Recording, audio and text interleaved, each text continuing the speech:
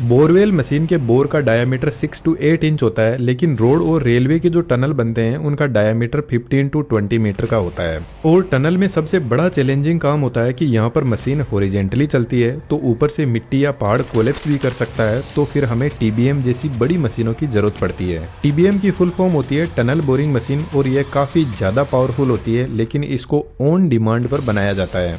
जहाँ पर भी टनल बनानी है वहाँ पर पहले चेक किया जाता है कि वहाँ की मिट्टी या फिर पहाड़ है तो रोक्स कितने मजबूत है, और फिर उनके हिसाब से मशीन को डिजाइन किया जाता है। यह जो आप टीबीएम मशीन देख रहे हो यह पहाड़ों को तोड़कर टनल बनाने का काम करती है। इसकी लेंथ 100 मीटर से भी ज्यादा है, और यहाँ पर मल्टीपल ट्रेलिंग यूनिट होती है, तो इन सभी यूनिट को ट्रक पर लाकर ऑन साइट पर असेंबल किया जाता है। मशीन के सबसे आगे इसका कटर हेड होता है जो स्टोन की बारीक कटिंग करता है। आपको जानकर हैरानी हो सकती है कि वर्ल्ड की लार्जेस्ट टीबीएम मशीन का कटर हेड 20 मीटर डायामीटर का है।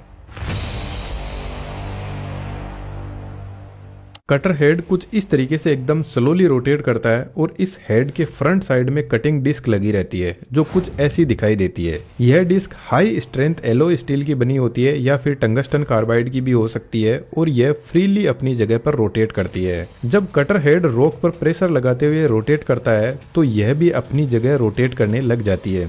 अब इस कटर हेड में इसके डायमीटर के हिसाब से यहाँ पर कटिंग डिस्क लगी रहती है। जैसे यह बड़ी साइज की मशीन है तो यहाँ पर 42 कटिंग डिस्क लगी हुई है, लेकिन इन डिस्क के बीच में दूरी बहुत ज्यादा है, तो एक्चुअल में कटिंग कैसे करती है वह देखना इंटरेस्टिंग होगा। सिंप्लिसिटी के लिए हम सिर्फ 3 ही डिस्क लेते हैं। कटर हेड इन डिस्क पर जबरदस्त फोर्स लगाता है। अब रोक और कटर हेड के बीच में यह डिस्क रहती है, और यह डिस्क रोक के अंदर ऐसे लाइन बनाते हुए क्रैक्स बना देगी।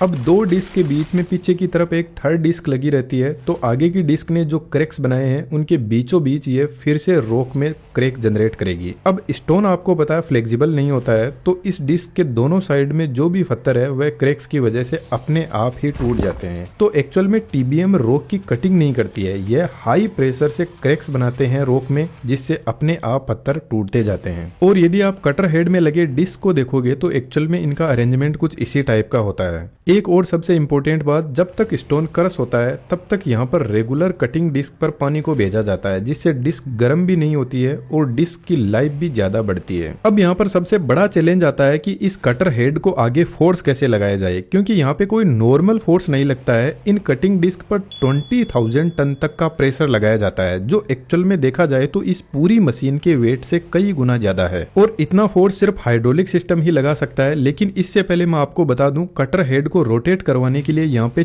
4 रेडियल पिस्टन हाइड्रोलिक मोटर लगी रहती है। कुछ टीबीएम मशीन इलेक्ट्रिक मोटर भी यूज करती है, लेकिन यहाँ पे हमें हाई टॉर्क की जरूरत पड़ती है, तो फिर यहाँ पर हाइड्रोलिक मोटर को प्लेस किया जाता है, जिनको डायरेक्टली हम इस हेड के बड़े गियर से कनेक्ट कर सकते हैं। अब दोस्तों, इस तरीके से जब बड़ी मशीनों की टेक्नोलॉजी को हम विजुअलाइज करते हैं तो चीजें बहुत अच्छे से समझ आती है। इन चारों हाइड्रोलिक मोटर को पैरेलल कनेक्शन में सेट किया जाता है ताकि इक्वल फोर्स लगा सके। यदि इस मोटर को ओपन करके देखें तो इसका मैकेनिज्म बहुत आसान है। टोटल इसमें 5 पिस्टन लगे रहते हैं, और इसका रोटर सेंटर से थोड़ा ऑफसेट रहता है, तो यह सभी पिस्टन बारी बारी से इस रोटर पर फोर्स लगाते हैं और कुछ इस तरीके से इसको रोटेट करवाते हैं। यहाँ पर हर पिस्टन के पास में 2 वाल लगे रहते हैं। एक वाल से जब हाई प्रेशर आता है तो पिस्टन रोटर पर फोर्स लगाएगा, और जब पिस्टन वापस ऊपर की तरफ जाता है तो यह लो प्रेशर ऑयल वापस बाहर निकल जाता है इस वाल से। तो हर पिस्टन के पास में इसी तरीके से ऑयल का प्रेशर भेजा जाता है, और यह मोटर अकेली काम नहीं कर सकती है। इसके पीछे एक बेहतरीन टेक्नोलॉजी काम करती है जिसको कंट्रोल वाल्व बोलते हैं, और यही वाल्व डिसाइड करता है कि कौन से पिस्टन में कब और कितना प्रेशर भेजना है और कौन से पिस्टन से वापस ऑयल को बाहर निकालना है। अब देखा जाए तो यह मोटर होती तो वैसे कॉम्प्लेक्स है, लेकिन पावर का इनके पास में अनलिमिटेड भंडार होता है, तो फिर रेडियल पिस्टन मोटर को ही यूज में लिया जाता है। अब रोक की कटिंग होने के बाद में जो कचरा बाहर निकलता है उसके लिए यहाँ पे एक ड्रेनेज सिस्टम होता है। यदि टीबीएम कटिंग करते हुए स्लाइटली वर्टिकल डायरेक्शन में बढ़ रही है तो ग्रेविटी की वजह से यह क्रैश हुआ रोक पानी के साथ में अपने आप बाहर निकल जाता है। और यदि मशीन डायरेक्ट हॉरिजॉन्टल पोजीशन में चल रही है तो यहाँ पे कन्वेयर एंड बेल्ट सिस्टम होता है जो इस कचरे को बाहर लेकर जाता रहता है, और मशीन के एग्जिट पर एक ट्रक खड़ा रहता है जो इस कचरे को कलेक्ट करके बाहर ले जाता है। अब सबसे इम्पोर्टेंट सेक्शन आता है कि मशीन को आगे फोर्स कैसे लगाया जाए और एक जगह पर कैसे होल्ड किया जाए। तो कटर हेड के पीछे हाइड्रोलिक जैक लगे रहते हैं जो इस कटर हेड पर 20,000 टन का फोर्स लगाते हैं, लेकिन अभी मैंने बताया कि यह फोर्स इस मशीन के वेट से कई गुना ज्यादा है, जिसकी वजह से यहाँ पर न्यूटन का थर्ड लॉ ऑफ मोशन बहुत अच्छे से काम करता है।